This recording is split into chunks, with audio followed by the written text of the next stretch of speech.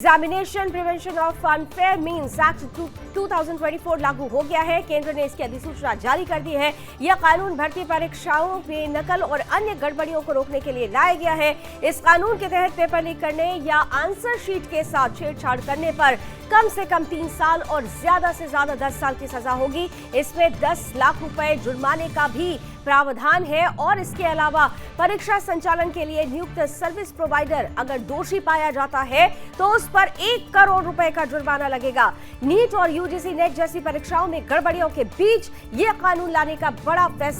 बड़ा कदम माना जा रहा है। इस कानून से पहले केंद्र सरकार और जांच एजेंसियों के पास परीक्षाओं में गड़बड़ी से जुड़े अपराधों से निपटने के लिए अलग से कोई ठोस कानून नहीं था। यानी जो मांग की जा रही थी उस मांग के तहत सरकार ने ट्रांसपेरेंसी किस तरह से हो, बच्चों के भविष्य के साथ खिलवाड़ ना हो, इसे लेकर महत्वपूर्ण फैसला लिया है। पेपर लीक कानून के लिए अधिसूचना जारी कर दी गई है। और आइए ज्यादा जानकारी लेते हैं। हमारे साथ इस वक्त बिहार से ब्यूरो चीफ अंजनी पांडे जुड़ रहे हैं, क्योंकि ये जो पूरा मामला है नीट का, अंजनी आपके पास आते हुए, ये जो पूरा मामला है खासतौर से अगर देखें तो बिहार से सीधे इसके तार जुड़ते हैं। लेकिन अब जब केंद्र सरकार की तरफ से इस बड़े कानून का प्रावधान सामने आ गया है, अधिसूचना जारी हो चुकी है, कितना असर पड़ेगा पेपर लीक करने वालों के लिए और जो बच्चे इससे प्रभावित होते हैं उनके भविष्य को लेकर ये कितना अहम माना जा रहा है? जी लावनी, देखिए बता दूं कि जिस तरीके से पेपर लीक का मामला सामने आया और बिहार के चाहे वो उत्तर प्रदेश में सिपाही भर्ती का परीक्षा हो, उसके भी तार जो है वो बिहार से जुड़े हुए पाए गए। तो कई ऐसे पेपर लीक हुए हैं देश में जिसके तार जो है वो बिहार से जुड़े हुए पाए गए हैं। और बिहार में जो परीक्षाएं हुई हैं, चाहे वो बीपीएससी के पीटी की परीक्षा हो या फिर बीपीएससी द्वारा शिक्षक भर्ती परीक्षा हो, इन सभी या फिर सिपाही भर्ती परीक्षा हो, इसकी भी जो है वो इसके भी पेपर लीक हुए थे। तो अब एक बार जब इस तरह के कानून बन जाते हैं, इस तरह के लॉ जाते हैं, तो निश्चित रूप से जो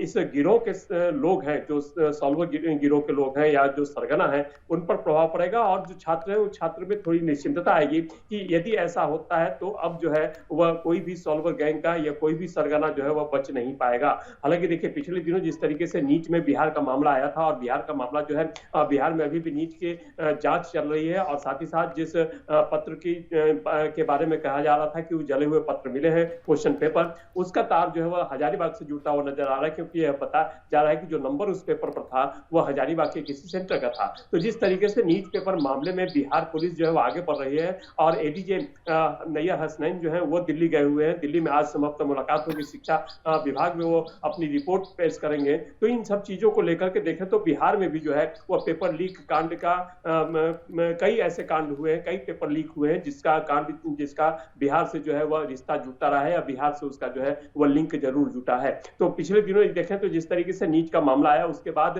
राज्य सरकार भी सचेत हुई, और पिछले दिनों कैबिनेट बैठक में इस बात पर चर्चा हुई, और आने वाले जो विधानसभा का सत्र होगा उस सत्र में इस पर सख्त कानून को लेकर के जो है वह मसौदा पेश किया जाएगा। और ये उस पर कहे तो विधानसभा और विधान परिषद की यानी विधानमंडल की जो है वह उस पर मोहर लगेगी। तो निश्चित रूप से अब जब नीट का मामला इतना कह सकते हैं कि इतना तूल पकड़ चुका है, और इस मामले में बिहार पुलिस जो है वह काफी आगे कार्रवाई कर चुकी है, काफी तेजी से काम कर रही है, तो निश्चित रूप से अब जब इस तरह के कानून आएंगे, चाहे वो देश स्तर पर आए फिर राज्य स्तर पर आए, तो निश्चित रूप से वैसे लोगों पर जो इस गिरोह के मास्टरमाइंड है या इस गिरोह के सदस्य हैं उन पर अंकुश जरूर लगेगा। और आने वाले समय में उम्मीद की जा रही है कि जो पेपर लीक है उस पेपर लीक का मामला जो है वह न के बराबर होगा, या पेपर लीक जो है वह न हो पाएगा, जिससे जो मेधावी छात्र है उन मेधावी छात्रों की जो प्रतिभा है वह प्रभावित न हो, और छात्र जो है निर्भीकता के साथ जो है परीक्षा दें। क्योंकि यह हमेशा डर बना रहता है कि यदि परीक्षा देते हैं तो परीक्षा का पेपर लीक हो जा रहा है, या फिर उसका लीक होने के बाद उनके जो है उसके परिणाम पर उनका असर पड़ेगा। तो ये सारी चीजें जो है वह छात्रों के मन से जो है या डर या भय जो है वह हटेगा, और छात्र जो है वह जो इस तरीके से तैयारी करते हैं निर्भीकता के साथ कहें तो कंसंट्रेशन के साथ जो है वह तैयारी करेंगे, और उन पर इसका जो है प्रतिकूल प्रभाव जो है वह नहीं पड़ेगा। तो निश्चित रूप से इस तरह के यदि कानून बनते हैं, कानून आते हैं, तो वैसे लोगों पर जो है वह अंकुश लगेगा ही, साथ ही साथ छात्रों के हित के लिए होगी, छात्रों के हित की बात होगी, और छात्र इससे जो है वो जो प्रभावित होने वाले हैं उन छात्रों का जो है वो कह सकते हैं कि उन छात्रों के मन में जो है इसका डर जो है वो खत्म होगा कि अब पेपर लीक नहीं होगा और उनके अंदर जो प्रतिभा है उस प्रतिभा की सही जो है वो जांच होगी और उसके आधार पर उन्हें जो है या तो यहाँ पर नौकरी का एक चीज जो अंजलि मैं आपसे समझना चाहती हूँ कि देखिए पेपर लीक कानून, एंटी पेपर लीक कानून बन तो रहा है, अधिसूचना जारी हो चुकी है। महत्वपूर्ण ये होता है कि इस कानून के प्रावधान क्या कहते हैं। सजा का प्रावधान अगर इसमें देखें तो जो आदतन अपराधी होता है उसे 3 साल की सजा से कोई फर्क नहीं पड़ता। ऐसे में ये जरूरी हो जाता है कि सजा के प्रावधान को कठोर से कठोरतम रखा जाए। जैसा कि उत्तर प्रदेश सरकार की तरफ से कहा जा रहा है कि गैंगस्टर एक्ट लगाया जाएगा जो लोग पेपर लीक करते हुए पाए जाते हैं। तो क्या आपको नहीं लगता कि इस कानून में भी जो सजा का प्रावधान है और ज्यादा कठोर होना चाहिए? अंजलि जी लावण्य, निश्चित रूप से कठोरतम सजा जो है इस मामले में दी जानी चाहिए और इसके प्रावधान होने चाहिए, जिसका संकेत पिछले दिनों यदि उप मुख्यमंत्री की बात करें प्रदेश के तो उन्होंने भी दिया था। और कई मंत्री जो है जब पेपर लीक का मामला आया था तो उन्होंने बताया था कि इस मामले में यदि कानून बनता है तो सख्त से सख्त कानूनी कार्रवाई जो है वो की जाएगी और सजा का प्रावधान जो है वो काफी सख्त और कड़ा जो है वो रखा जाएगा। क्योंकि देखिए पिछले दिनों जिस तरीके से पेपर लीक हुए, पेपर लीक कांड में चाहे वो बीपीएससी के शिक्षक भर्ती परीक्षा हो या फिर बीपीएससी का पीटी पेपर लीक मामला हो, उसमें जिस अभी नीट के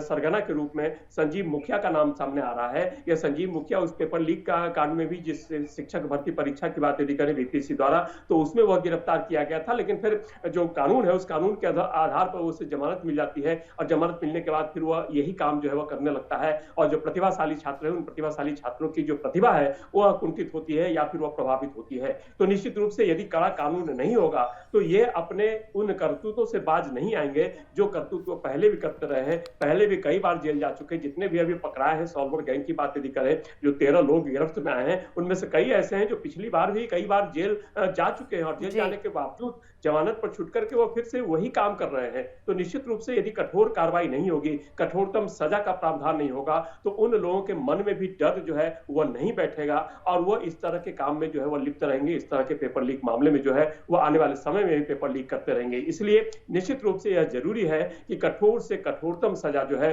उसका प्रावधान किया जाए ताकि ऐसे काम करने वालों के मन में जो है वो डर बने। क्योंकि देखिए कानून तो है लेकिन उन कानूनों में जो प्रावधान है उन प्रावधानों के आधार पर जो है वो जो कल्प्रिट होते हैं, जो आरोपी होते हैं, जो अभियुक्त होते हैं वो कहीं ना कहीं जो है वो छूट जाते हैं, उसका उन्हें फायदा मिलता है। तो निश्चित रूप से यदि इस तरह के कानून बने और इस कानून में कठोर से कठोरतम सजा का प्रावधान हो और किसी भी तरह के लूप होल्स न रखे जाए तो निश्चित रूप से ऐसी जो घटनाएं होती हैं उस पर रोक लग सकती है और बच्चों के भविष्य के साथ खिलवाड़ नहीं हो सकता है। बहुत बहुत धन्यवाद हमारे साथ जुड़ने के लिए अंजलि।